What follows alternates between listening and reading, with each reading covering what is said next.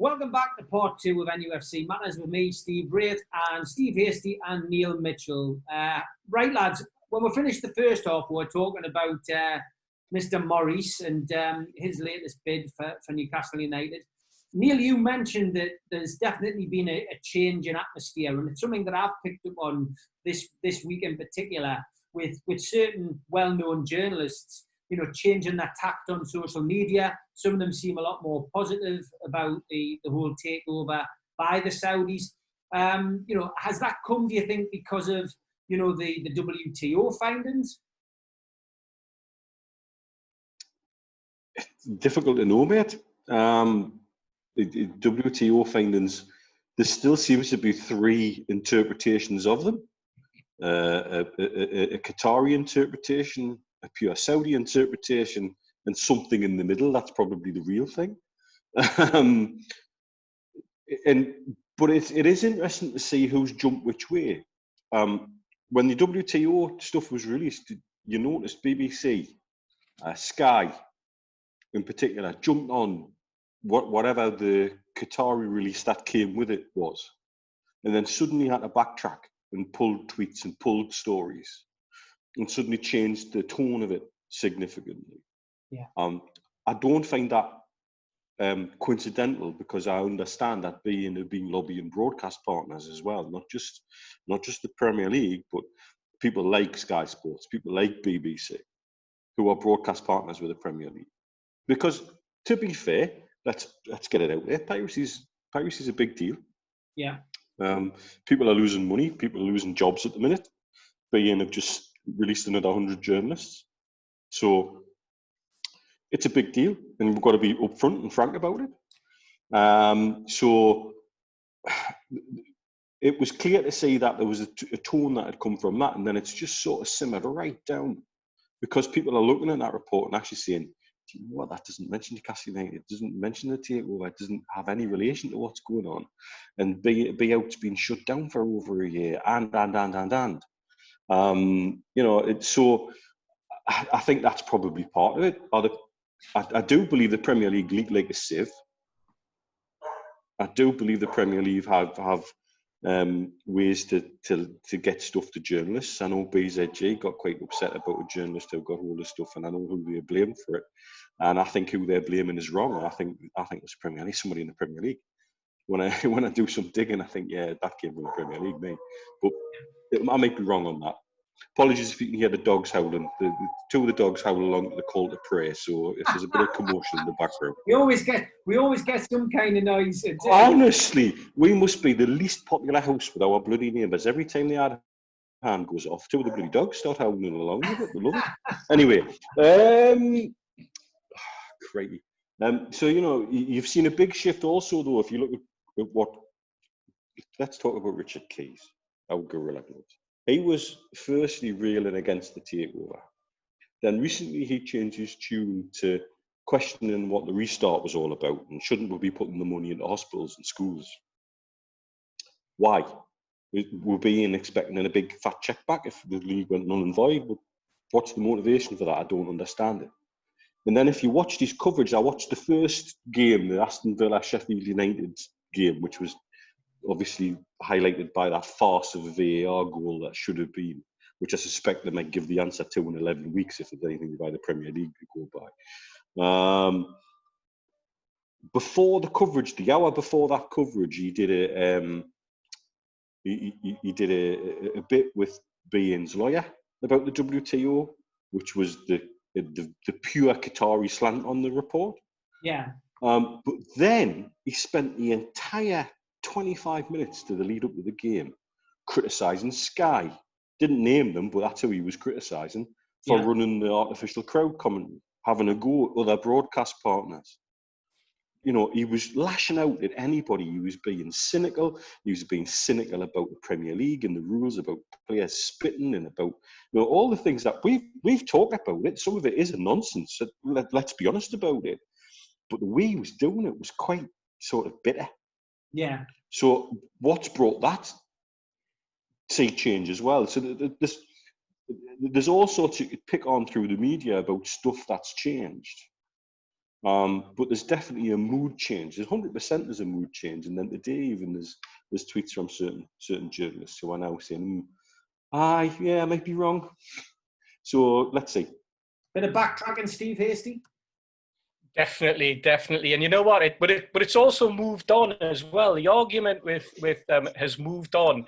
They've gone away from talking about Newcastle United, and they've gone away from talking about the takeover. To talk about purely their financial position and what's available now. And you know, from what I'm picking up from very good sources, that they're now looking. There's a deal in the offing, but that deal may well be of benefit to BN rather than. Oh, lost Steve there. Lost you a bit. Oh. He's gone a bit darlicky. You lost us. You're back, are Aye, oh, you're back. Say exterminate, yeah, Steve. Say exterminate. Back. There we go. Oh, it's saying the internet connection's unstable. God knows, it must be Neil's dog. You know? Probably. Having a bit of a howl. Yeah, now changed that tune and that much about, you know, from what we're picking up about you extended Premier League. Steve, I think we'll take you off and bring you back in. So giving themselves an okay. Steve, we'll take you off and bring you back in. So if you want to remove yourself, get your internet sorted out and bring you back in. Yeah. That's great. We'll put 50p in the meter, mate. Put 50 pence in the meter. I tell you what we'll do, Neil, whilst we're waiting for him to come back. We've had so many questions, and thanks to everybody who sent questions in on Twitter. Whilst we're talking about the WTO report, Danielle has sent a message in saying, did you expect the WTO report to be worse than it was, or do you think an agreement between Qatar and Saudi will be reached? Which is what we're talking about now, so it's a good time to ask Danielle's question. In my opinion, the WTO report, they're there to resolve disputes. Yeah. That's their role. They want to find a solution. They don't want to judge. They want to resolve. They want to conciliate and get something sorted out. There's absolutely no doubt that BOQ were doing something that was illegal. Yeah. Piracy is wrong. I tell you the thing that sticks in my craw a little bit is Amazon are a broadcast partner. Yeah. They sell fire sticks. You can stick Geordie on a fire stick, and you can stream anything you want through Geordie. So I want people kicking off about that. True. Is the same way. You know, I think that's I believe a fair question to ask while we're asking questions. Yeah. I think, however, could the WTO report been worse? Yes, absolutely could have been. If they had found evidence that somebody connected with PIF was absolutely involved with BOQ, then that's curtains. Yeah. So it could have been worse. Absolutely could have been worse. So yeah, I mean, it could have been worse, but it hasn't been. And I think the Premier League, like we discussed last week, are quite rightful to say, do you know what? We want to wait until we've got the full report. We don't want to act on a draft report because something might change. Imagine they had approved it and then the draft report was changed because of late evidence. Yeah. They'd look like idiots. And they already look like idiots. They already look like they're stupid. They've already got so many credibility questions hanging over them now that you cannot even begin to, you know, think what would happen had they done that. So again, it comes back to this phrase that we were given by the same guy that told us about who was handling Henry Maurice's bid, that he'd been told that Richard Masters was brigging it about making this decision because there's so many little wheels that they have to put up with and handle. Yeah, no. And so the WTO report could have been much, much worse, yes, but it isn't, thankfully. So all good. Terence Ross says, I just want to place on record thanks to you guys for helping keep our feet grounded in our meltdown moments. I am keeping the faith, and the cans, any cans, will be out when it's done. So it's a nice thing for Tel to send. Tom, who... I have to say, I've had so many really nice messages personally too, and DMs, and people saying, yeah, thanks for that. And it's appreciated. All we are, we're fans like everybody else. You, me, and Steve, the three of us. We're lucky and privileged that we've done stuff and been involved with stuff over time. Yeah. That puts you in a position where we sometimes have connections which we can actually tap for answers. Yeah. That's the only difference. And all we want is to share the positivity that we can, because we've been held hostage by Mike Ashley for 13 years.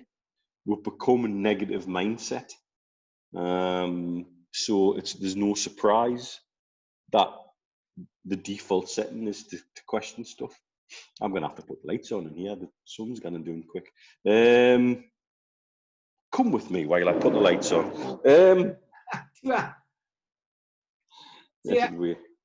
Tom, who goes under the name on Twitter of Let the Duck Out, he says, how much of a disadvantage will all the off-the-field noise have been on the players on the pitch?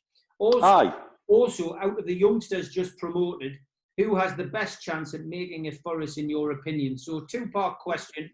The players shouldn't really be affected by this, should they, to be fair? You'd hope not. You'd hope not. You'd hope that they've got to focus on getting a job to do. It was obvious that at the end of the day, Steve Bruce wasn't going to get anywhere before the end of the season.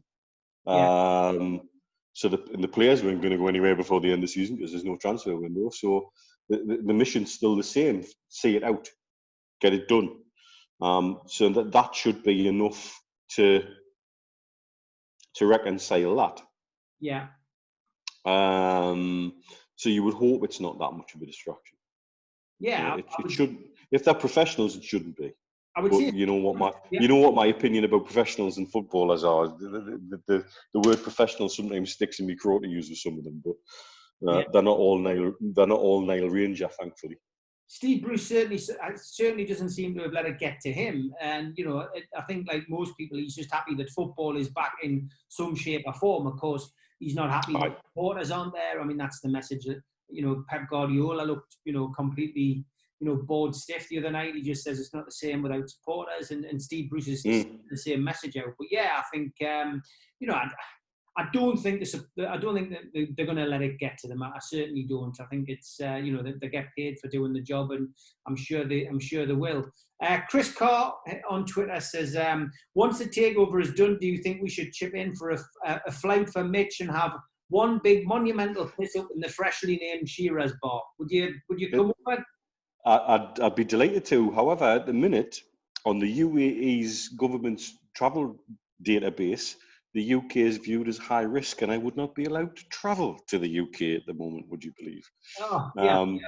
They've just changed. They've just released a list of 3 groups: low, medium, and high risk countries for anybody who wishes to travel.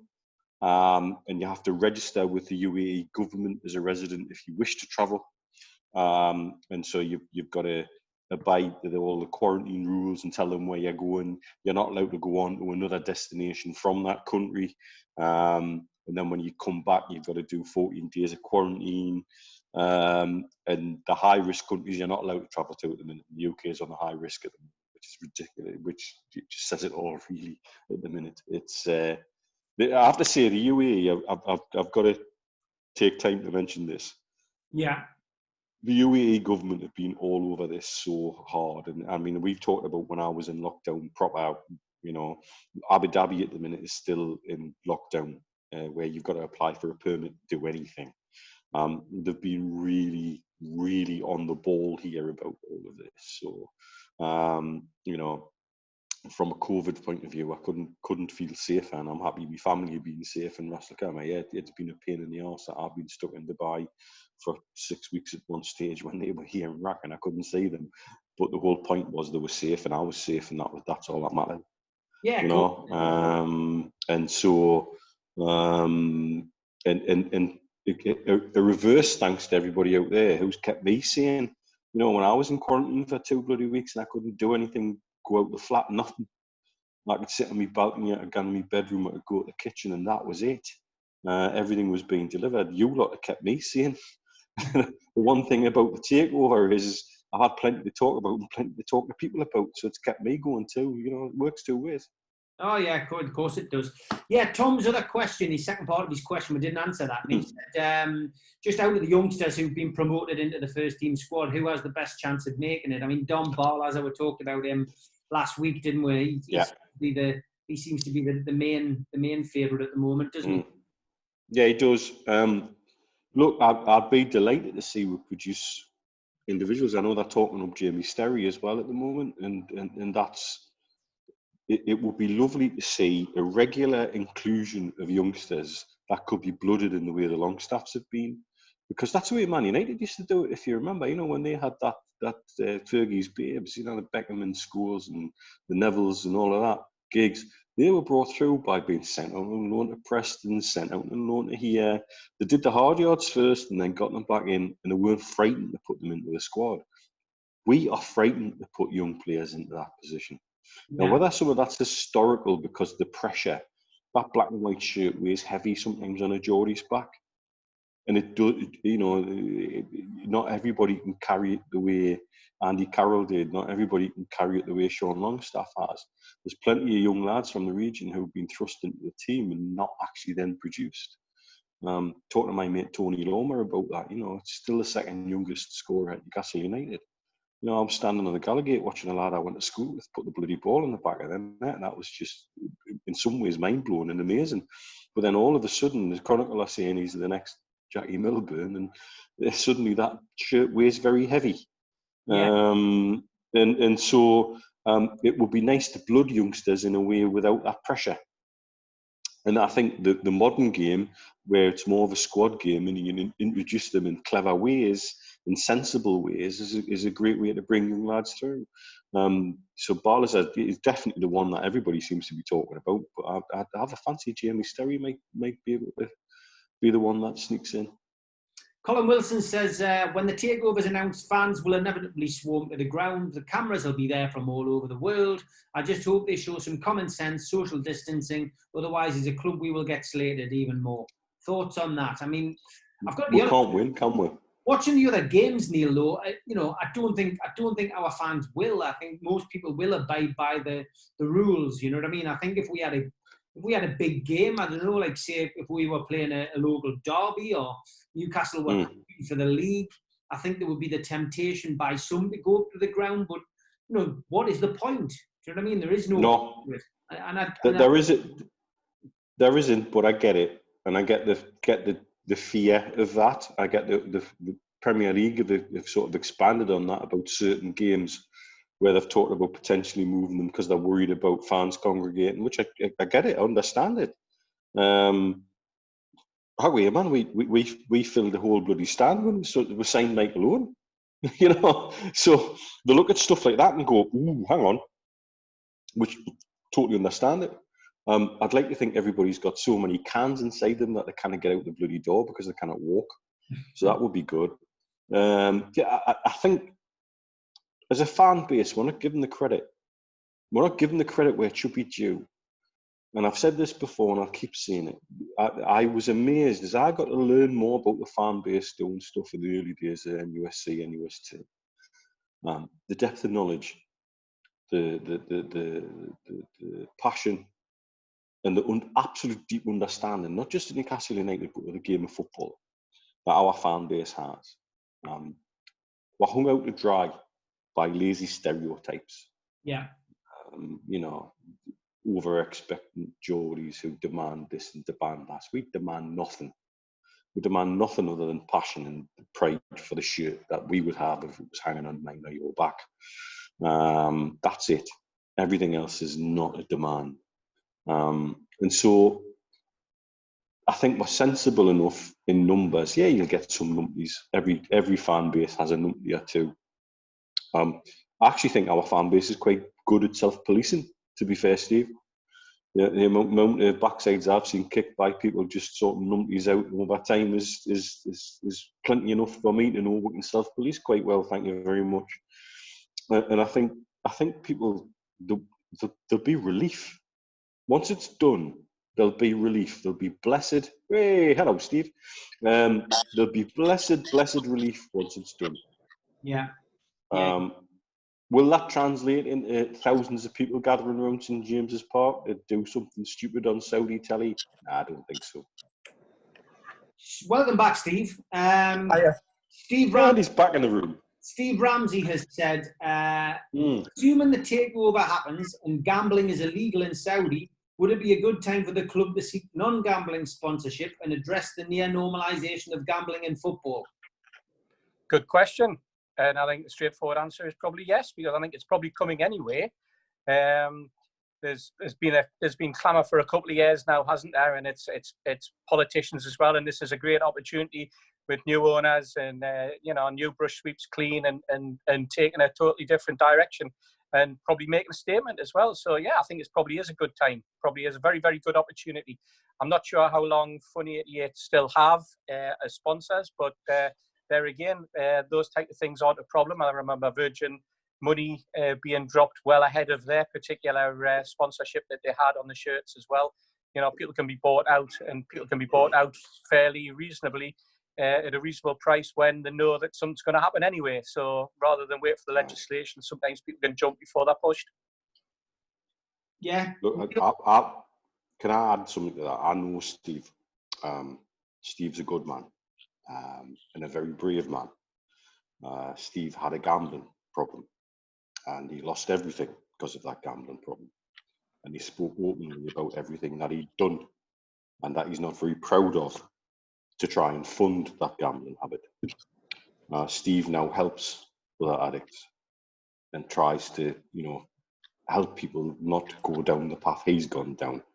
I have a lot of admiration for Steve. He's one of the bravest people I know to stand up and do what he's done.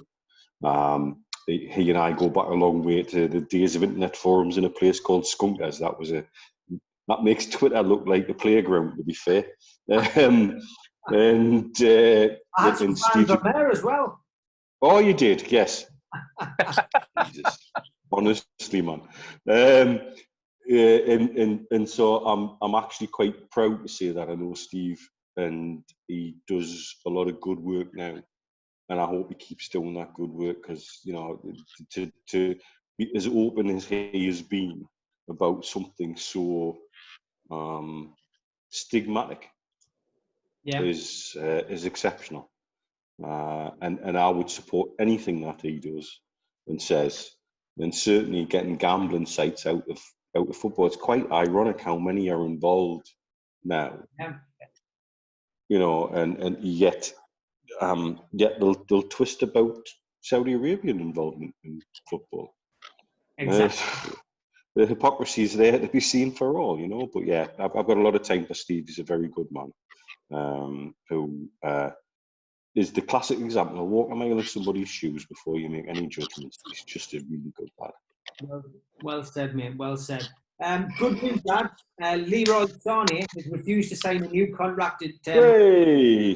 So, of course, that means that he'll be getting ready to bring his bag and his and his last up to St James's Park next week. So maybe it's all falling into place, lads. That could be the big signing. He's a smashing player. He really is. And I remember being over at Schalke a few years ago, and when he was playing over there, and he is an exceptional talent. And he had a nasty injury there that took him out right at the start of the season, And obviously he's just coming back. But there was a question mark at that particular time. This time last season, wasn't there, about whether he would be staying at Man City? I think the injury came just before the transfer window closed. So it was never going to happen. I think he's destined for Bayern Munich. Very much, the top club in Germany, the club that most of the players want to play for. If they're German, it seems to be. And he'll fit in well there. He'll be back to where he was. But, it just means that Man City will go out and get somebody equally as talented, if not better, one day we might be in her shoes and we'll be doing exactly the same. We might not be worried about Longstaff even because we're getting another Longstaff or a better Longstaff. But at the minute, let's just keep it with the Longstaffs we've got. Nick Wobbert, who is a mate of mine, he gets into the same gym as me. Good lad. I've got to be honest, we've had a right laugh over this takeover because he's like, He's like Marvin the paranoid android of A Hitchhiker's Guide to the Galaxy. With regards to this takeover, and I'm the complete opposite. I'm the eternal optimist with the takeover. But anyway, we're not talking about takeover. He's basically saying Sunday's game will be the biggest indicator if Mike Ashley is really going or gone. He reckons that there's no advertising all over the seats. That's as good an indicator as we're going to get, as he never misses an opportunity to advertise his tat. I'm not going to mention the name, Nick. I never mention the name of his business these days. Look, I don't think that's right. I've got to be honest, Nick. I think Mike Ashley won't miss an opportunity to advertise all of these businesses within the ground.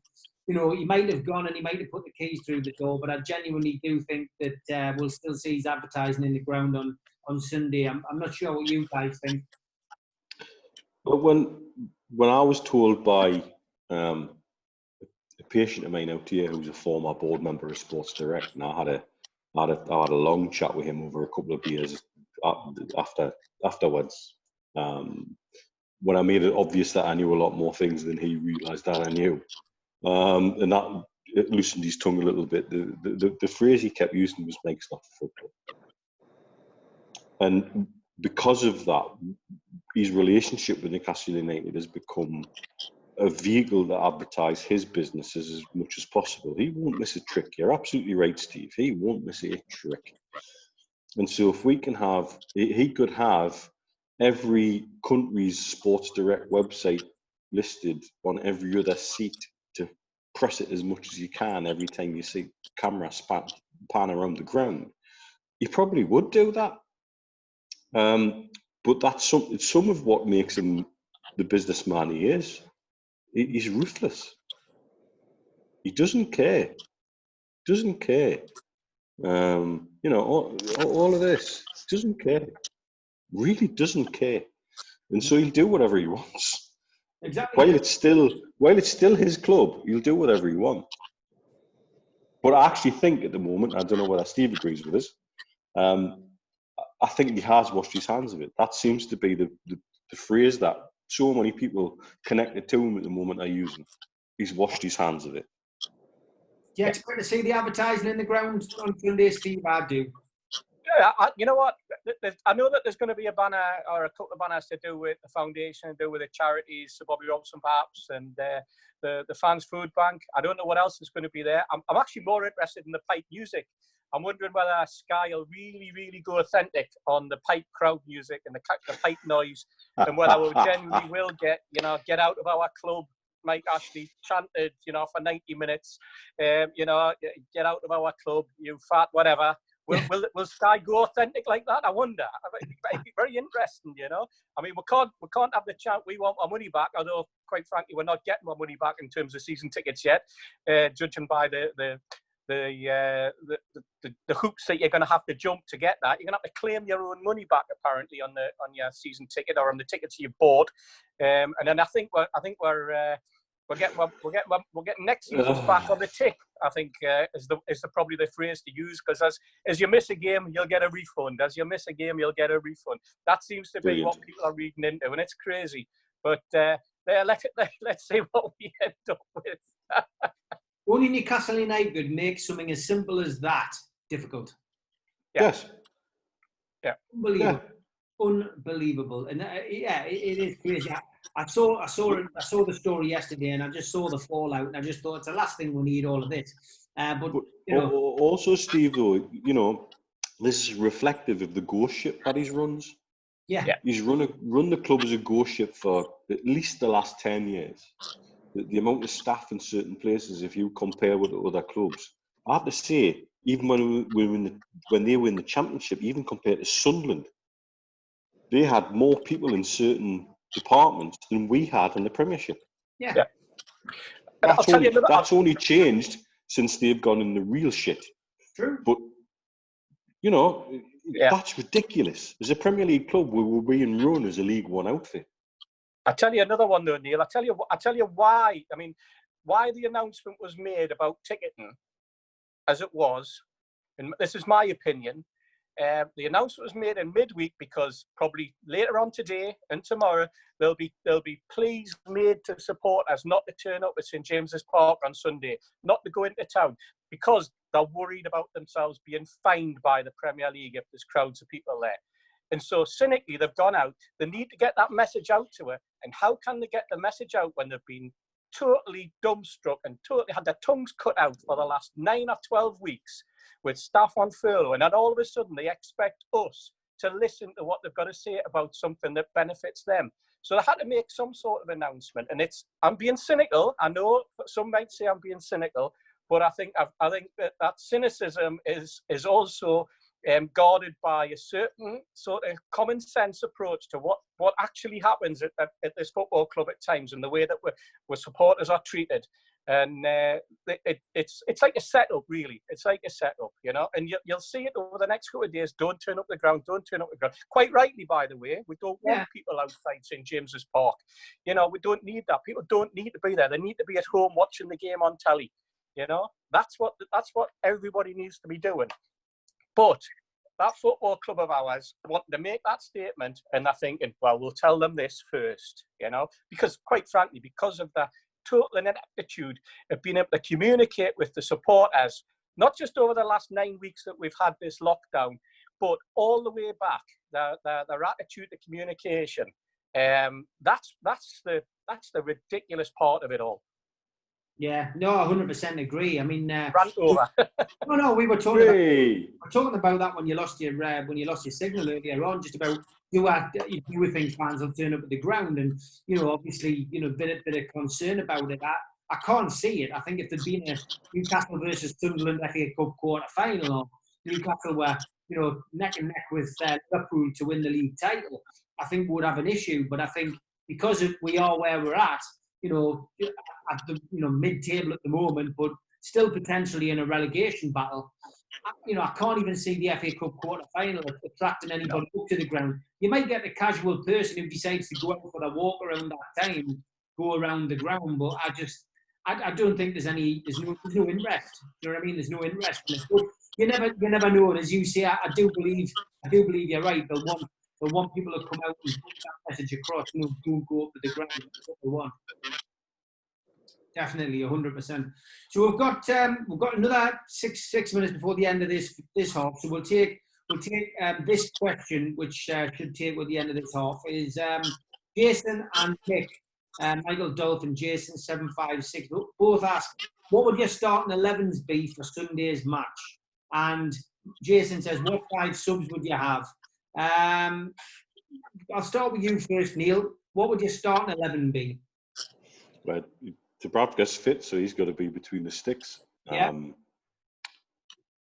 I actually have a soft spot for Manquillo, so let's have him at right fullback. Lascelles one of the centre backs, and it's a toss up between Shea and Fernandez for me for the other centre back role. Because of the way Sheffield United play, I'd actually maybe he's fall down on the side of Feddy rather than Shea. I think we need somebody a bit combative in there. Rose is pretty much the sole fit left back, if you can call him fit at the moment. I'd stick with a midfield two of Bentaleb and Shelvey. I still have an inexplicable soft spot for Shelvey. I like the way he's one of these boomer bust players. He's either going to make the Hollywood pass that makes the difference, or he's just going to be crap. And I kind of, he's one of those players I think you've got to roll the dice on. Also, the fact that he scored that contentious goal against Sheffield United in the other game at Sheffield, just stick him in just to get up Sheffield United's nose. That's the way I like to be. I think possibly add Hayden into the mix in midfield there as well, and then the front three picks itself: Joe Linton, Almiron, and Maximin. Subs, to be honest with you, I think this is where we've got to box clever. I don't actually care about who's on the bench and who gets used, but I think he's got to be clever enough to keep people fit, because we've got 4 games in 2 weeks. he's got to rotate. He's got to be in a position. And if both the long staffs aren't available, centre mid, we've got to find a way to rotate there. He looks like he's been experimenting with Yedlin as a right winger in training. He's certainly got the pace to do that. And to me, modern day fullbacks are just wingers who can defend a little bit. So if he's going to play a back four, it wouldn't surprise me to see Yedlin brought in on the right-hand side, particularly if he's protecting the lead. I just think Manquillo's got a bit more nous positionally than Yedlin has. And I think he deserves that right back from the start. Steve, your start? Yeah, virtually the same. I think Shaw would only get in if you're playing a back three, and I think if anything, he's going to play a back four. I think he disregarded the back three probably round about January, February time, and he wanted to go for a back four when he brought in Rose. Whether I would play Bentleb ahead of Hayden in the centre midfield, I'm not too sure. I think I would prefer to go with Hayden alongside Shelvey. Up front, certainly, I think the front three sort of, it's exactly the same as Neil's, and whether I could fit Richie in that three. I think he's injured. Yeah, is he? Right. So now I'm going to have to go with Bentleb on. I think if that's the case. But yeah. I think it all reverts around whether he's going to go 4-3-3. I don't think he'll go 3 at the back and play 5. And that's the only reason why I would have Shearer in. I would have Shearer if he was going 3 and he was going to play wing backs. But like you say, if Richie's out, then we're not going to play wing backs. And Manquillo for me is. I like Manquillo. I think he's steady. And you know what? Are we gonna see Andy Carroll on the bench? I would hope so, because I hope so as well.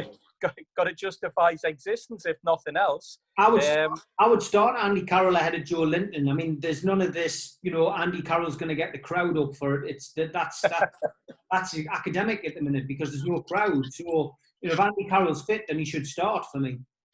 I suppose the other argument is that Joe Linton should be playing because the crowd aren't going to get on his back then, Steve. True, very true. Yeah. He's had Muto in the mix in training as well, which is an interesting one. I think he likes Muto, and so you could see a situation where you've got Bentleb and Shelvey or Hayden and Shelvey in centre mid, and then Muto and Joe Linton, one up front and one off. With Maximin and Almiron in that combination, which would be interesting in terms of the fact that Joe Linton and Muto both came in from Germany, both not necessarily playing in roles they were suited to. Maybe they'll generically just find their roles in that. There's certainly some hint that he's been playing Muto a lot in training. I think Gale's not fit. So there's another potential forward out of the mix. How can Gale not be fit? I know he's not fit again. Well, look, lads, time's been us again in this half. So let's pick up on that in the third part and the final part of the show.